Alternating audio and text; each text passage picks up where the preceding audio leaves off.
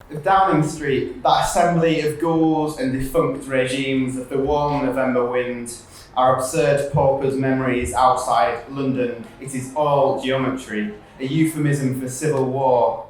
I remember our cotton dresses, those ribbons and bows. We skirted the discs of the city, its deserted, dying angles.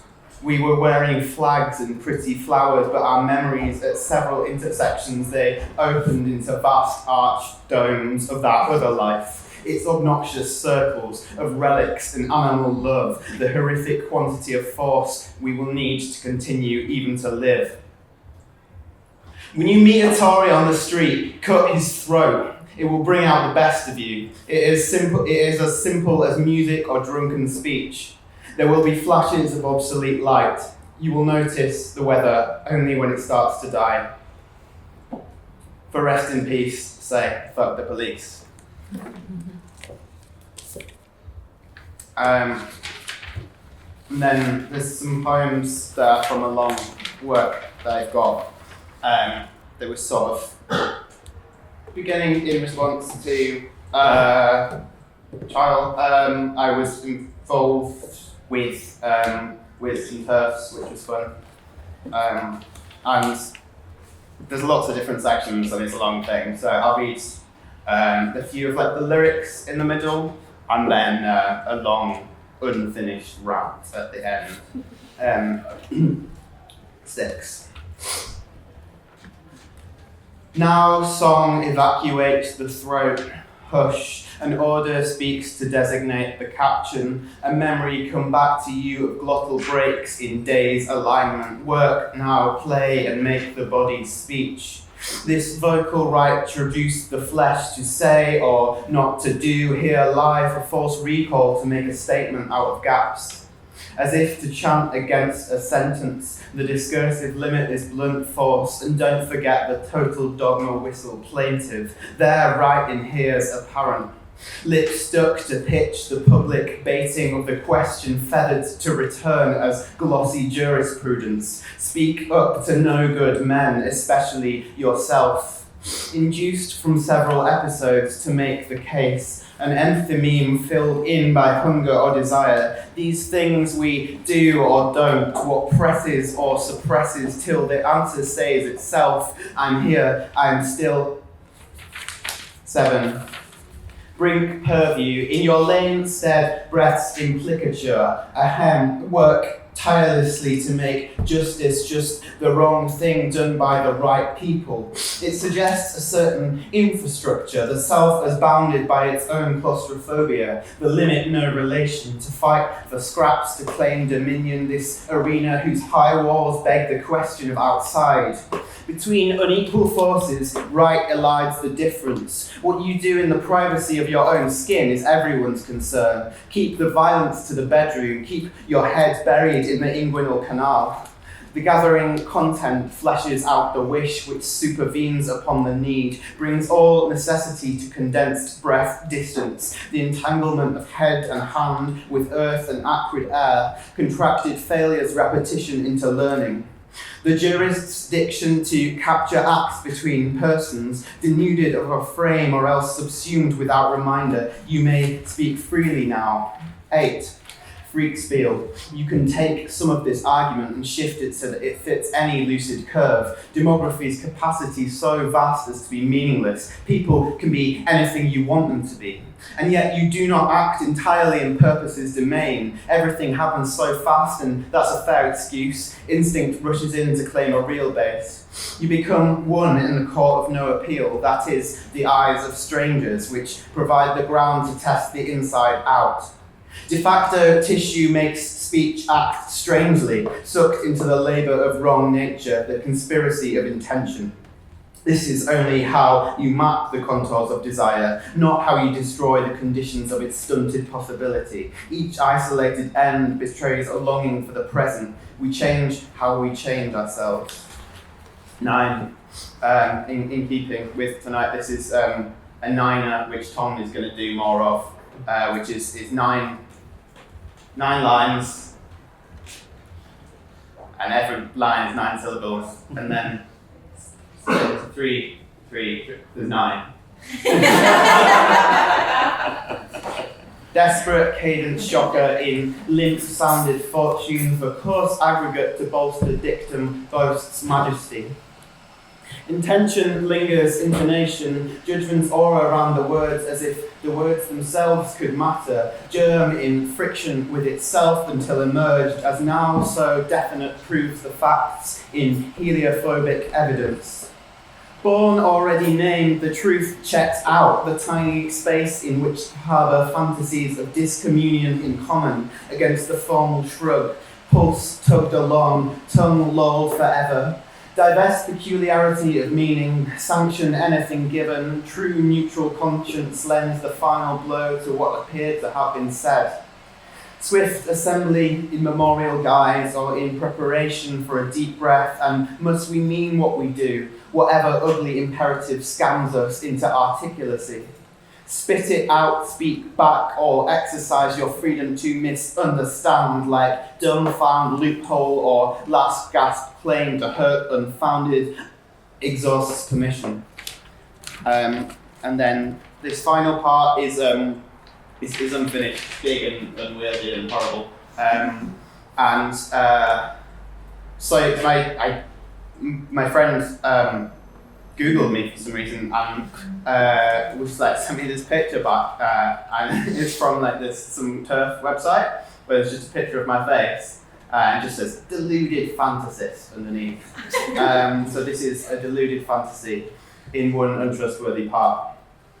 And when asked, I answered with a raw squeal choked through charred cilia, because that was the only way I could imagine an answer to the question of that kind, a question wrenched through broken social forms into a kind of chokehold, the threat to tell the truth that I would not believe in any of this grotesque pageantry, but that it extended outside of the actual building, and so that there was no question of not believing, but the question gave me no choice but to be asked and named as such, to be a participant dragged onto nature's stage, his appearance as law, and not to want to say that no, I could not believe in defence, in the Crown Prosecution Service, in the Crown, in the courts, in the holding cells, in the medical wings. Yeah, I could not help but believe in prisoners. And so I could easily believe that no one would really choose this, even if they could ever fully believe in it themselves. And what I wanted was to ask a question back that could make the walls crumble in the realisation of their own inadequacy, to imagine that words crushed into this form could ever reveal anything that couldn't already be known, because even if revelation were possible, it would miss the point, an impotent mechanism of an imagined moral economy. But I digress towards something more true. It is not as simple as the colour of a bruise or the lies that make sense in their obviousness. It is in fact more simple, and that is what blocks my throat at the point of exit. How could you name that as if to imagine it were real? And yes, I said, or was it no, shunted back and forth between two options? How could anyone believe in space cut up into sharp blocks, measured by time's desperate limbs descended into every crevice? And yet, every night I pick my skin to shreds in the hope of waking pure, and of course, like you, I wake up sick with disappointment to still be here, where to be outside is the most brutal confinement, and to be inside is worse. From the bottom of my redacted, part 2.